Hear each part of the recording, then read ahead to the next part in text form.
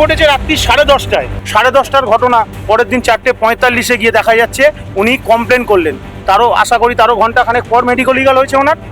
একটা মহিলা ওইটুখানি টাইমের মধ্যে একবারও নিজেকে ওয়াশ করেনি বা ইউরিন করেননি।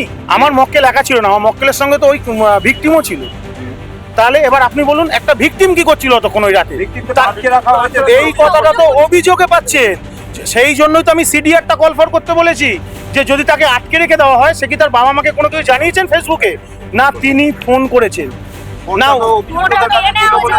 না না না, সেই যদি রাখাও থাকে তারপরে উনি বেরিয়ে কাকেও কেউ জানিয়েছেন? তারপরে বাবাকে ফোন করেছেন ফোন করেছেন বলছেন নিয়ে যাওয়ার জন্য।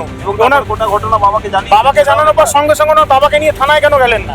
কেন ওয়েট করলেন পরের দিন 4:45 অবধি? এই কথাগুলো তো আপনারা তুলে ধরলেন না। ভাবুন, একটি ধর্ষিতা মেয়ে, সে কখন শৌচালয়ে যাবে, কি করবে, কোন সময় পুলিশের কাছে যাবে, সেটাও নাকি আইনজীবীর সাংবাদিক বৈঠকে প্রেস কনফারেন্সের ভাষা আলোচনার বিষয়। আমি সত্যি জানি না যে আমরা কোন সময় দাঁড়িয়ে রয়েছি। এখানেই শেষ নয়।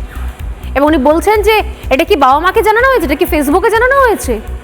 আমি জানি না রাজু গাঙ্গুলি ধর্ষকের আইনজীবী, তিনি মনে করেন যে কোনো মেয়ে ধর্ষিত হলে আগে সে ফেসবুকে, হোয়াটসঅ্যাপে, বিভিন্ন জায়গাতে আগে জানাবে। এরা কারা?